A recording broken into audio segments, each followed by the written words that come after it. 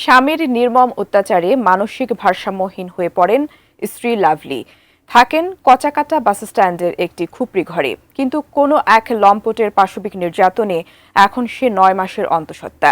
এমন অবস্থায় তাকে নিয়ে একটি সংবাদ প্রচার করে এটিএন নিউজ, যা দেখে লাভলি বেগমের সন্তান প্রসব ও উন্নত চিকিৎসার দায়িত্ব নিয়েছেন নাগেশ্বরী উপজেলা নির্বাহী অফিসার। কুড়িগ্রাম প্রতিনিধি MS সাগরের পাঠানো তথ্যচিত্রে আরও জানাচ্ছেন সাইরাজ। নাগেশ্বরী উপজেলার কেদার ইউনিয়নের শিবেরহাট গ্রামের শামসুল হকের ছেলে জামিনুর রহমান ঢাকায় গার্মেন্টস শ্রমিক।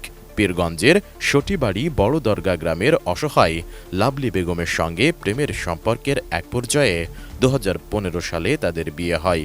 তাদের ঘরে লাভলু নামে এক সন্তানও রয়েছে, কিন্তু দীর্ঘ ৪ বছর স্বামী ও তার পরিবারের নির্মম অত্যাচার সহ একতরফা তালাকে লাভলি মানসিক ভারসাম্য হারিয়ে কচাকাটা বাসস্ট্যান্ডের পাশে একটি ছেঁড়া প্লাস্টিক কাপড়ের ছাউনি দেয়া অস্বাস্থ্যকর স্যাঁতস্যাঁতে খুপড়ি ঘরে অর্ধাহারে অনাহারে দিন যাপন করতেন।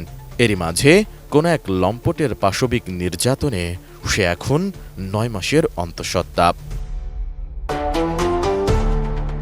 এটিএন নিউজে গত ২২ মার্চ মানসিক ভারসাম্যহীন লাভলির নির্মমতার সংবাদ প্রচারের পর তাকে গত ২৮ মার্চ দুপুরে অ্যাম্বুলেন্স যোগে নেওয়া হয় নাগেশ্বরী উপজেলা স্বাস্থ্য কমপ্লেক্সে। মানসিক ভারসাম্যহীন লাভলি বেগমের সন্তান প্রসব ও উন্নত চিকিৎসার দায়িত্ব নিয়েছেন নাগেশ্বরী উপজেলা নির্বাহী অফিসার সিব্বির আহমেদ। তিনি জানান, কচাকাটা বাসস্ট্যান্ডে একটি টিনের ঘরও নির্মাণ করে দেয়া হবে লাভলির জন্য।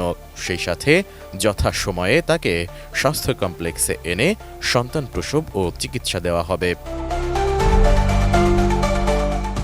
স্বামী ও তার পরিবারের নির্মম অত্যাচারে মানসিক ভারসাম্যহীন লাভলি হাসতে হাসতে বলেন, কি করিম, বাচ্চাক আল্লাহ দেখবে। আরেকটা বিয়ে করছে, আরেকটা বিয়ে করছে, এখন ইয়া করা নাকবে না, আন্দি বাড়ি খাওয়া নাকবে না, যে কয়দিন বাঁচিয়ে আসো টাল্টি বাল্টি করে মরেই যাও। মোর জীবনে অনেক অত্যাচার গেছে, বাকি জীবনটা সঠিক প্যাড আর সঠিক তথ্য দিয়ে এসব সামলে নিব এক হয়ে। Monalisa sanitary napkin.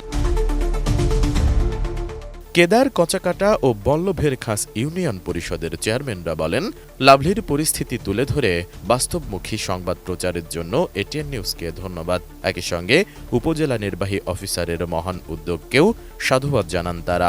লাভলি বেগমকে সুচিকিৎসার মধ্যে সন্তানটা প্রসব করার পরে যেন কোনো ভালো মানসিক ভারসাম্যহীন হাসপাতালে নিয়ে গিয়ে সুচিকিৎসা করার মাধ্যমে যেন তাকে ভালো জীবনে ফিরিয়ে আনা যেতে পারে, এ ব্যাপারে আমি সরকারের পক্ষ থেকে সহযোগিতা করার জন্য বিশেষভাবে অনুরোধ করছি। এটিএন নিউজে একটা সংবাদ হয়, লাভলি নাম একটা পাগলি থাকার কারণে তার পেটে একটা বাচ্চা, এই কারণে ইউনিসেফ নিয়ে এসেছে, সকালে ভর্তি করে। এটিএন নিউজ মারফতে কেদারের বাস স্ট্যান্ডে মানে বসবাসরত লাভলি বেগম নামে একটি অসহায় এবং ভারসাম্যহীন একটা মেয়ের নিয়ে যে নিউজটা হয়, এই নিউজের কারণে আমরা নিউজ যারা করেছেন তাদেরকে আমরা আন্তরিকভাবে ধন্যবাদ জানাই এবং সমাজে এরকম অবহেলিত যে সমস্ত লোকজন থাকে তাদেরকে খুঁজে বের করার জন্য আন্তরিক অভিনন্দন।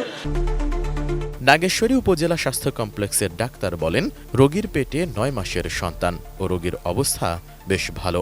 রিসিভ করার পরে আমরা ওনার শারীরিক সকল পরীক্ষা নিরীক্ষা করেছি এবং পরীক্ষা করার পরে আমরা জানতে পেরেছি উনি প্রায় ৯ মাসের মতো গর্ভবতী। তা আমরা তাকে আমাদের প্রাথমিক যত চিকিৎসা সেবা সেগুলো দিয়েছি, তার শারীরিক অবস্থা যথেষ্ট পরিমাণ ভালো আছে। তো আমরা যখন তার লেবার পেইন উঠবে আশা করি আমরা সুন্দরভাবে তার সুষ্ঠুভাবে তার ডেলিভারি করাতে পারবো। এ নিয়ে উপজেলা সমাজসেবা কর্মকর্তা বলেন, এটিএন নিউজের মাধ্যমে মানসিক ভারসাম্যহীন লাভলির সংবাদের প্রেক্ষিতে সন্তান প্রসব ও উন্নত চিকিৎসার জন্য ইউএনওর নির্দেশে ব্যবস্থা নেওয়া হচ্ছে। উপজেলা প্রশাসনের মাধ্যমে লাভলিকে হাসপাতালে নিয়ে আসা হচ্ছে। রোগী কল্যাণ সমিতির মাধ্যমে আমরা তাকে আর্থিকভাবে সহযোগিতা করব ইনশাল্লাহ। আর এটিএন নিউজকে ধন্যবাদ যে তারা বিষয়টাকে সবার সামনে নিয়ে এসেছে এবং আমরা তাকে সহযোগিতা করতে পারতেছি। উপজেলা নির্বাহী অফিসার সিব্বির আহমেদ জানান, লাভলি বেগমের জন্য সব ধরনের সহায়তা প্রদান করা হবে।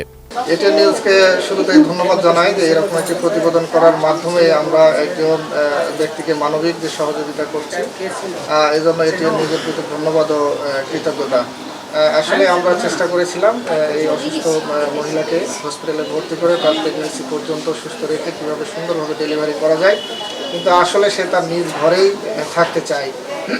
আমরা তাকে তার ঘরেই সুন্দরভাবে একটি ছোট ঘর করে দিয়ে সেখানে থাকার ব্যবস্থা করব। S I Raj, desk report, ATN news.